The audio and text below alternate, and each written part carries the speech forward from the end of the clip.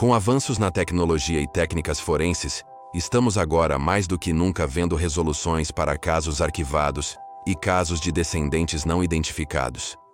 Mas existem alguns mistérios que quase certamente nunca veremos resolvidos, pois pistas e testemunhas foram perdidas ao longo das décadas, deixando-nos apenas com nossas teorias. No episódio de hoje, exploraremos 2 horríveis assassinos em série não identificados do século XIX.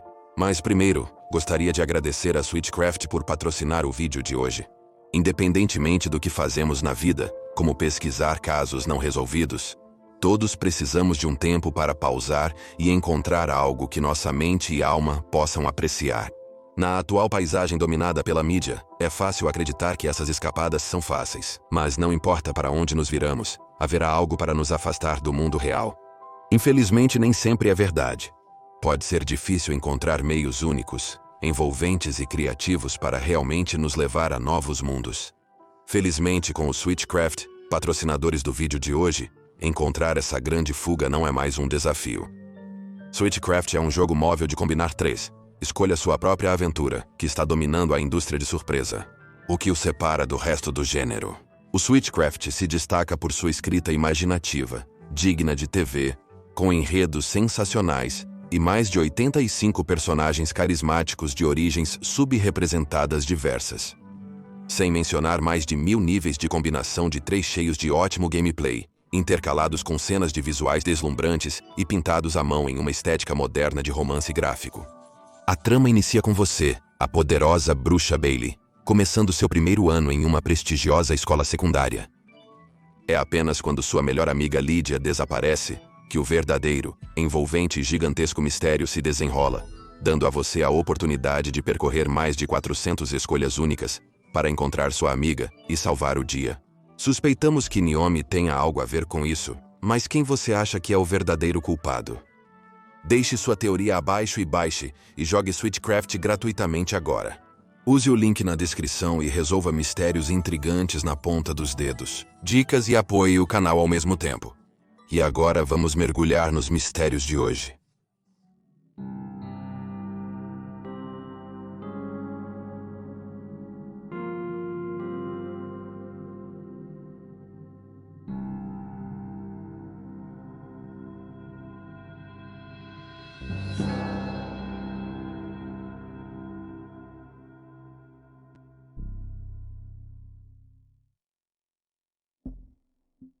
O assassino do Machado de Austin. Nas poucas décadas antes da cidade de Austin, Texas, se tornar o lar de um cruel assassino de machado não identificado, foi descrita por um jornalista, Skip Hollandsworth, como, cito, uma cidade rústica de gado com uma população abaixo de 5.000.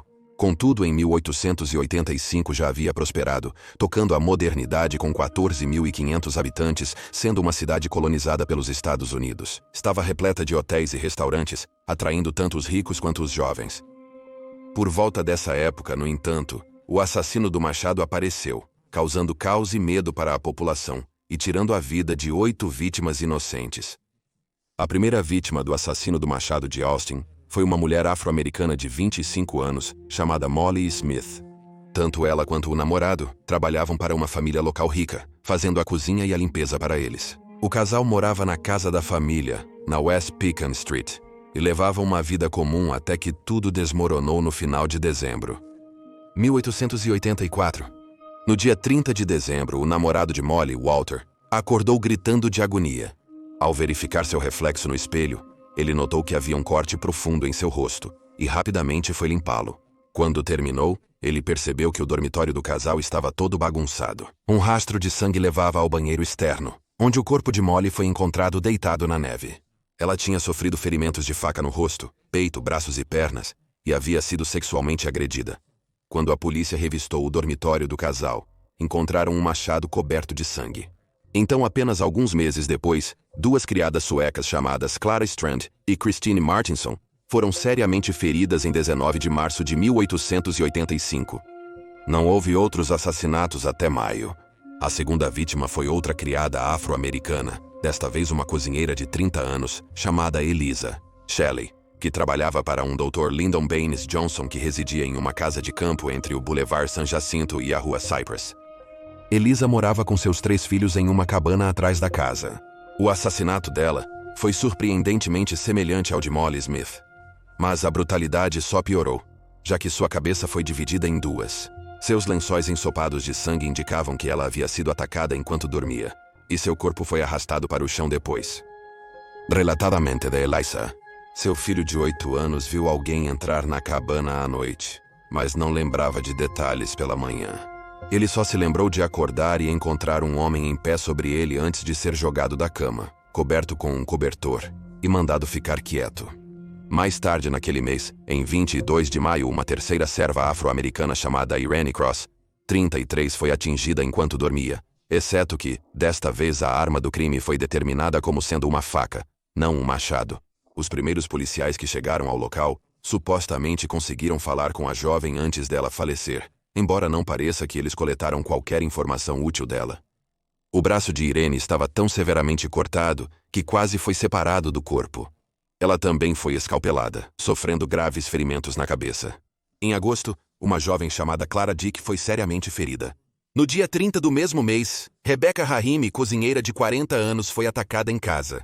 Sua filha de 11 anos, Mary, foi morta a tiros no sábado em meio à intensa cobertura da mídia. Ela atraiu a atenção do assassino do Machado de Austin e foi levada. Ela sofreu agressão sexual e foi esfaqueada nas orelhas com uma barra de ferro. Mary morreu de seus ferimentos apenas algumas horas depois. Enquanto isso, sua mãe, Rebecca, havia sido violentamente espancada e deixada no chão em uma poça de seu próprio sangue, com uma ferida profunda na têmpora. Em 28 de setembro, o culpado atacou novamente, desta vez visando um casal chamado Gracie Vance e Orange Washington.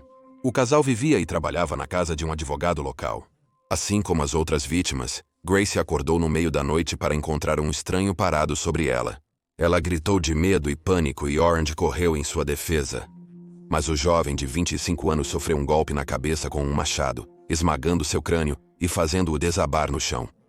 Depois, o homem não identificado arrastou Gracie de 20 anos para o quintal, a agrediu e depois a espancou até a morte com um tijolo.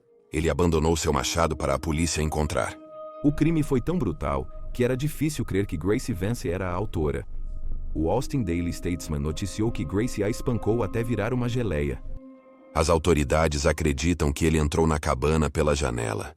Nesse período, 2 outras funcionárias que estavam nos mesmos quartos foram atacadas, mas sobreviveram. Uma das sobreviventes desse ataque específico foi uma jovem chamada Lucinda Body, que relatou algumas das coisas estranhas que o agressor havia dito durante seu tempo na cabana, incluindo gritar para as meninas: "Não olhem para mim", depois que ele havia matado Gracie Vance. Ademais, Gracie foi achada com um relógio de ouro desconhecido pelos moradores da propriedade. As 2 últimas vítimas do assassino do Machado de Austin não se encaixavam em seu perfil regular, e ambas foram mortas no mesmo dia, na véspera de Natal de 1885. Susan Hancock era uma mãe branca, rica, de 41 anos com 2 filhos, que foi descrita como sendo, citação, uma das senhoras mais refinadas de Austin. Susan foi agarrada e arrastada para o Jardim dos Fundos, enquanto dormia na cama com sua filha de 16 anos, ou na cama dela. Seu marido dormia profundamente no quarto e não ouviu o alvoroço. O corpo de Susan com o crânio rachado foi encontrado pelas autoridades. Como as demais, ela sofrera agressão sexual. Menos de uma hora depois, Eula Phillips, uma mãe branca casada de 17 anos com um filho, foi encontrada morta em seu jardim nos fundos de casa, em um bairro rico de Austin. Ela foi sexualmente agredida, espancada até a morte e encontrada de bruços. Um grande pedaço de madeira estava sobre ela, provavelmente para restringi-la, e foi notado que a jovem estava sem suas roupas. Seu marido, James Phillip Jr., 24 anos, também sofreu um ataque e se feriu.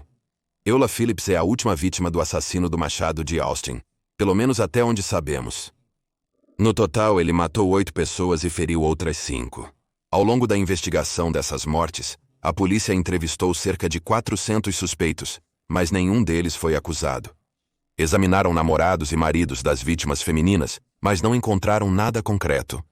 James Phillips Jr. foi condenado por matar sua esposa, acusado de usar os assassinatos a machadadas em Austin para encobrir seu crime. Porém, 6 meses depois ele foi absolvido por um tribunal que o considerou inocente. Além disso, Walter Spencer, O namorado da primeira vítima, Molly Smith, também foi acusado, mas foi absolvido. Após um julgamento de 2 dias, quando mais policiais foram contratados, recompensas foram oferecidas e os cidadãos formaram um comitê de vigilância para patrulhar as ruas à noite, os assassinatos pararam. Eles pareceram parar tão rapidamente quanto começaram. Apesar de haver pelo menos 5 sobreviventes do assassino do Machado de Austin, nenhum deles conseguiu dar uma descrição completa dele. Alguns relatórios afirmavam que ele era branco, outros que sua pele era escura. Outras contas notam que ele era citação, usando um lampião nas costas, ou negro de carbono, para esconder a cor de sua pele. Ele também foi descrito como um homem vestindo um vestido ao estilo Mother Hubbard, um estilo de vestido popular na era vitoriana, descrito como longo, largo e solto, com mangas compridas e gola alta. Ele também pode ter estado a usar um chapéu desleixado, um chapéu de feltro de abas largas, comumente usado como parte de um uniforme militar, ou talvez usasse um pano branco cobrindo o rosto. Geralmente acredita-se que uma pessoa seja responsável por todos esses crimes, mas algumas teorias sugerem que havia um grupo que participou e perpetuou os assassinatos. Várias teorias de gangues também surgiram por volta de 1885, propondo possíveis motivações financeiras ou raciais, mas nada substancial jamais surgiu dessas noções. O suspeito mais proeminente nos assassinatos é um homem conhecido apenas como Morris, um cozinheiro malaio que passou a maior parte de sua vida trabalhando em navios, mas eventualmente conseguiu um emprego em um hotel em Austin. Pearl House, 1885. Cada crime que ocorreu foi em algum lugar próximo ao hotel, e os assassinatos pararam logo após Maurice deixar seu emprego em janeiro de 1886, optando por ir para Londres. Isso levou à especulação de que o assassino do Machado de Austin e Jack, o estripador, são a mesma pessoa, especialmente porque os crimes do estripador pararam 2 semanas após Maurice deixar Londres novamente. O Austin American Statesman foi o primeiro a relatar a teoria de Maurice. Segundo o artigo, em agosto de 1888, o marinheiro George Dodge foi entrevistado pela Scotland Yard. Ele afirmou que conheceu um cozinheiro malaio chamado Alaska, embora seja possível que seu nome fosse Lascar, uma antiga palavra malaia para marinheiro. O par se encontrou no Queen's Musical Hall em Poplar, Londres, e Alaska mostrou a George uma faca de 2 gumes, que ele sempre carregava consigo. Alaska foi descrito como um homem de 35 anos que media 1,70 metros e pesava cerca de 63 a 69 quilos. Supostamente, Alaska disse a George que ele havia sido, cito, roubado por uma mulher de mau caráter, e que a menos que ele encontrasse a mulher e recuperasse seu dinheiro, ele iria assassinar e mutilar todas as mulheres de Whitechapel que encontrasse. Shirley Harrison sustenta que o assassino do Machado de Austin, também conhecido como o aniquilador de empregadas domésticas, era o mesmo que Jack, o estripador. E na verdade, era James Maybrick, um comerciante de algodão de Liverpool, que estava em Austin a caminho do Queen's Musical Hall. A teoria mais recente sobre a identidade do perpetrador surgiu em 2014, quando um programa da PBS chamado Detetives da História exibiu um episódio sobre os assassinatos. O programa identificou uma suspeita, Shirley Harrison, uma mulher de 19 anos que morreu em 1889, usando pesquisa histórica, perfil psicológico e geográfico. Nathan Elgin era um cozinheiro afro-americano de 19 anos. Elgin, que supostamente trabalhava próximo aos locais dos crimes e tinha um dedinho do pé a menos, deixava uma impressão semelhante à do assassino do Machado de Austin. Em fevereiro de 1886, Elgin foi baleado e morto pela polícia enquanto tentava agredir uma mulher com uma faca. Mas apesar de todas essas teorias e possíveis suspeitos, o assassino do Machado de Austin continua sem identificação. O estrangulador de Denver. O estrangulador de Denver, também chamado de Jack o Estrangulador, agiu de 1894 a 1903, com poucas vítimas. O estrangulador geralmente mirava em trabalhadoras do sexo, com várias teorias sobre sua identidade ao longo dos anos. A primeira vítima do criminoso foi Lena Tapper, francesa de 37 anos, trabalhadora sexual que morou em Heron Lake, Minnesota. Ela era namorada de um homem chamado Richard Demadi, e o casal fazia parte de uma organização secreta francesa, que foi descrita como parte do submundo francês, que traficava seres humanos. Em 3 de setembro de 1894, Lena foi achada estrangulada em sua cama na Market Street. As autoridades não encontraram motivo para o crime, Marie Contozoy tinha 23 anos quando se tornou a segunda vítima do estrangulador. Marie, assim como Lena, era uma trabalhadora sexual francesa e pertencia à mesma organização que seu namorado, Tony Sanders. Ela foi encontrada morta em sua cama, estrangulada até a morte com um pequeno pedaço de corda que estava tão apertado que se enterrou na carne da jovem mulher e havia marcas de dedos em seu pescoço. Marie era geralmente considerada uma mulher mais rica, e foi por essa razão que seu assassinato foi determinado como motivado por roubo, já que ela foi encontrada com apenas 75 centavos consigo. 2 homens foram presos pelo assassinato de Marie, sendo um deles o namorado de Lena Tapper, Richard DeMardi, que supostamente flertou e fez avanços para ela. No entanto, todos os homens foram dispensados por falta de provas. 2 homens em particular eram altamente suspeitos, mas as autoridades não conseguiram conectá-los ao crime. Antônio Santapietro já havia trabalhado para a polícia, mas havia, por razões desconhecidas, sido dispensado da força. Ele estava trabalhando como mensageiro no momento do homicídio, e Marie fazia parte da polícia. Não significa que preferiam ele a Emil Timmons, um cozinheiro que trabalhava para um jovem de 23 anos e era conhecido por ser ciumento de Antônio. Os 2 homens estavam na casa de Marie quando foi morta, porém afirmaram à polícia que não perceberam qualquer distúrbio ou suspeita. Os homens foram libertados devido à falta de provas. A terceira e última vítima do estrangulador foi uma imigrante japonesa de 24 anos chamada Kiko Oyama, que chegou a Chicago durante uma feira mundial chamada Exposição Mundial de Colombo. Foi aqui que Kiko conheceu Imi Oyama, um cozinheiro, e o casal começou um relacionamento antes de se mudarem juntos para Denver, em 1893. Alguns dias antes da morte de Kiko, a polícia havia invadido o negócio local de prostituição e prendido vários de seus associados. Ela garantiu a libertação deles com a ajuda de um dono de salão francês, mas ele depois exigiu dinheiro como recompensa e os 2 entraram em uma briga. Não é claro se este homem foi inocentado de envolvimento em seu posterior assassinato. Kiko foi vista pela última vez viva em 13 de novembro. Ela caminhou um pouco com amigos, voltou para casa e tirou uma soneca com cortinas fechadas. E então decidiu dar uma caminhada. Quando ele retornou, encontrou Kiko deitada em sua cama com uma toalha ao redor do pescoço. Ela ainda estava viva e ofegante por ar, e Imi tirou a toalha dela antes de correr pela rua para pedir ajuda às outras mulheres japonesas que moravam nas proximidades. Seus gritos chamaram a atenção de um policial que entrou no quarto com ela. O policial foi visto com Kiko, que estava morta.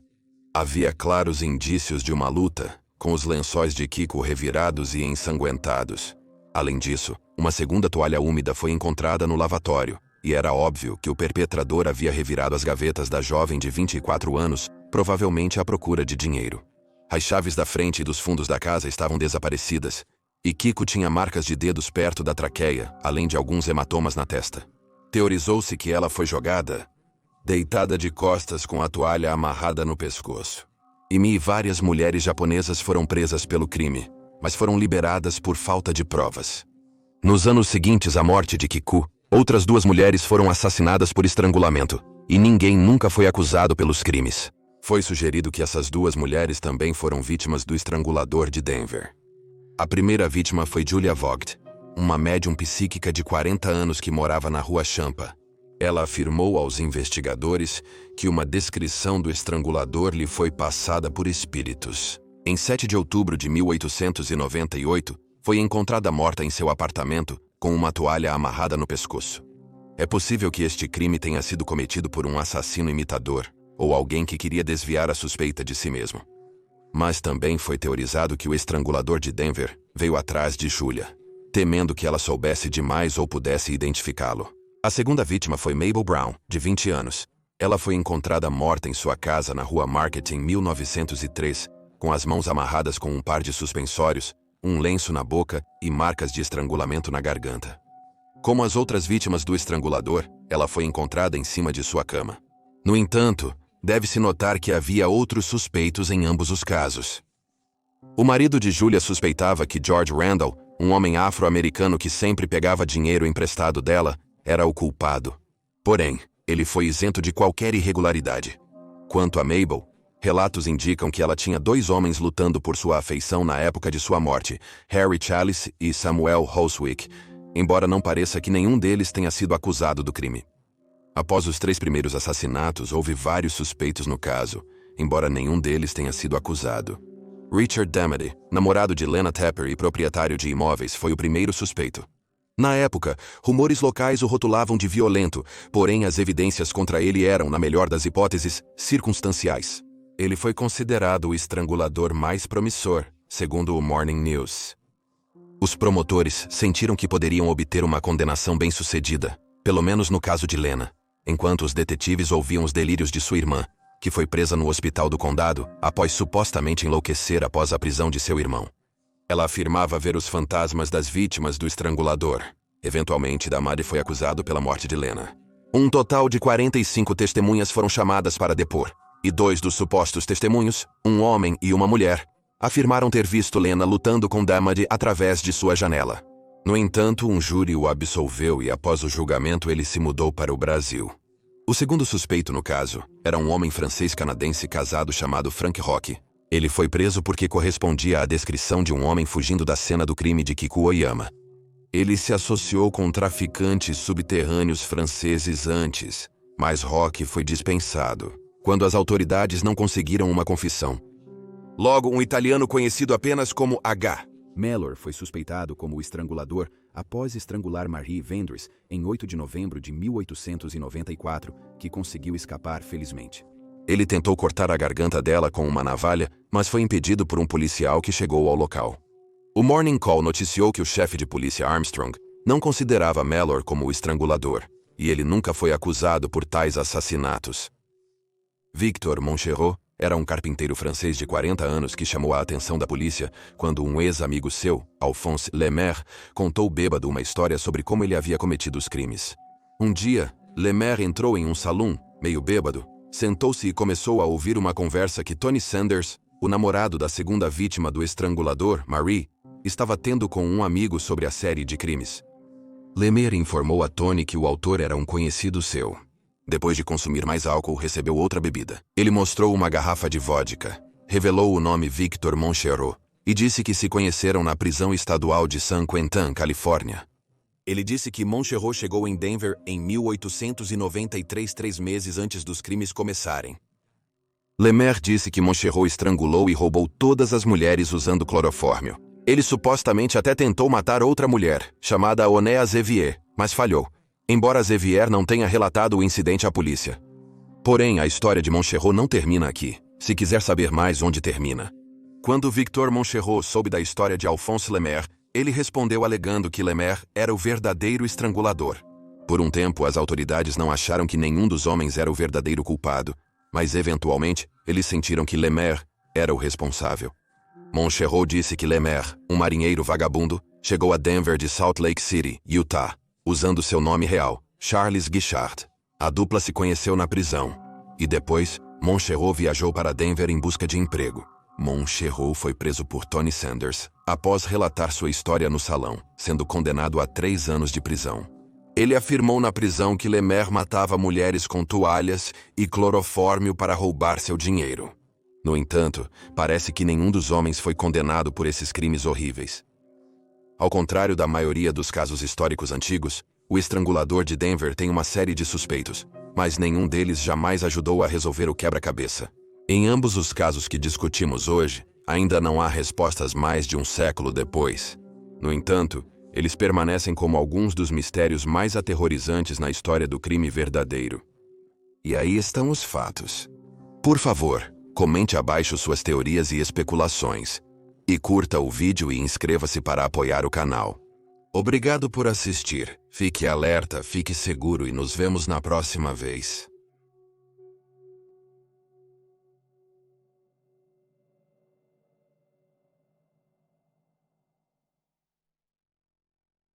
Obrigado por assistir.